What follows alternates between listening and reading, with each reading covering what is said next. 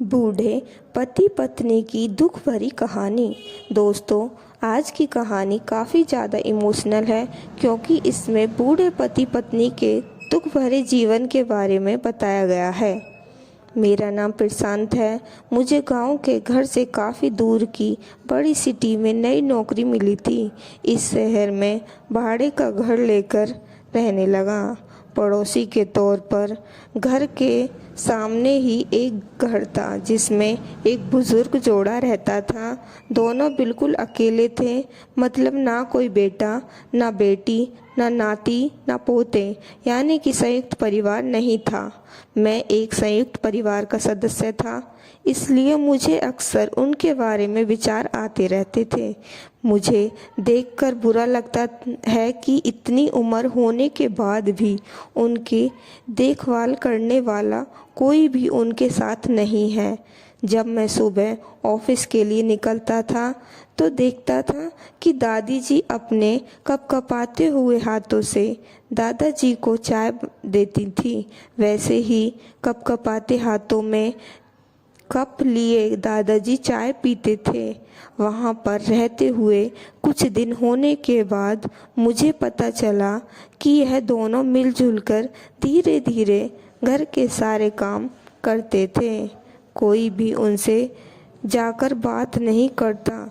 इतने दिन में मैंने उनकी आवाज़ तक नहीं सुनी थी। जब मैं शाम को ऑफिस से घर आता था तब दोनों को घर के आंगन में बैठा पाता था और उन दोनों के ही चेहरे पर थकान साफ साफ पड़ पाता था। मेरा मन कई बार करता कि उनसे जाकर बात करूं, लेकिन फिर किसी वजह से मेरे पाँव वहीं पर थम जाते। मैं जब जब उन्हें देखता था मुझे मेरे दादा और दादी की बहुत याद आती और मैं घर पर फ़ोन लगाकर उनसे बात कर लिया करता। एक संडे जब मुझे ऑफिस में छुट्टी थी तो मैंने देखा दादी जी काम कर रही थी, लेकिन उन्हें रोज़ की अपेक्षा आज काम करने में कुछ ज़्यादा ही तकलीफ़ हो रही थी। मैंने उनके पास जाकर पूछा कि दादी जी, आपकी तबीयत तो ठीक है ना? क्या मैं आपकी कोई मदद कर सकता हूँ? उन्होंने कोई प्रतिक्रिया नहीं दी। मैंने दोबारा उनसे पूछा, बताइए दादी जी, मैं क्या करूँ आपके लिए? उन्होंने फिर भी कोई उत्तर नहीं दिया। मुझे काफ़ी आश्चर्य हुआ। कुछ मिनटों बाद दादाजी वहाँ आए और वह भी कुछ नहीं बोले। मैंने ही बात को आगे बढ़ाते हुए कहा, मुझे लगता है कि दादी जी की तबीयत आज खराब है, इसलिए मैं यहाँ आया हूँ। मैं आपकी मदद करना चाहता हूँ। बताइए मैं कैसे आपकी मदद कर सकता हूँ? दादी जी इशारे से मुझसे बातें करने लगे। उन्होंने इशारों से मुझे बताया कि दादी जी सुन और बोल नहीं सकती। उन्होंने यह भी बताया कि वह खुद भी बोल नहीं सकते, वह सुन सकते हैं और बात समझ सकते हैं। उन्होंने इशारों से दादी से कुछ कहा और दादी ने मेरी तरफ देखकर मेरे माथे पर हाथ फेरा। मैं उन दोनों की तरफ देखते ही रहा और ना जाने कब मेरे आँखों से आंसू बहने लगे। उस दिन के बाद जब मुझे समय मिलता मैं उनके पास चला जाता। वह मुझ पर बहुत प्यार बरसाते। अब तो मुझे उनके इशारों की मीठी भाषा भी बहुत अच्छे से समझ में आने लगी।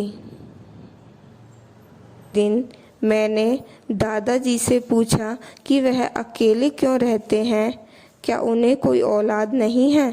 दादाजी ने दादी को इशारे से समझाया कि मैंने उनसे क्या कहा। फिर दोनों मेरा हाथ पकड़कर मुझे आंगन में ले गए और अपने आँखों के आंसू पोंछे और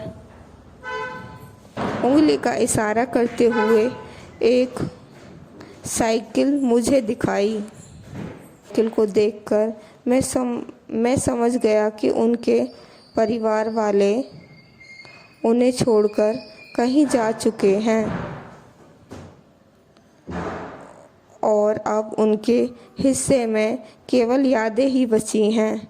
उन्हें हुआ देखकर मैं भावुक हो गया और मैंने दोनों को गले से लगा लिया। उन्होंने मेरे ऊपर अपने सीने में सालों से बंद प्यार के बादलों से प्यार की इतनी बारिश की कि मैं पूरी तरह से भीग गया। दोस्तों, इस कहानी से कई लोग कनेक्ट कर पाएंगे क्योंकि यह सिर्फ कहानी नहीं है, यह कई सारे बेचारे बुज़ुर्गों लोगों की सच्ची दास्ताएं हैं। दोस्तों, कैसी लगी हमारी कहानी स्टोरी कमेंट में ज़रूर बताएं।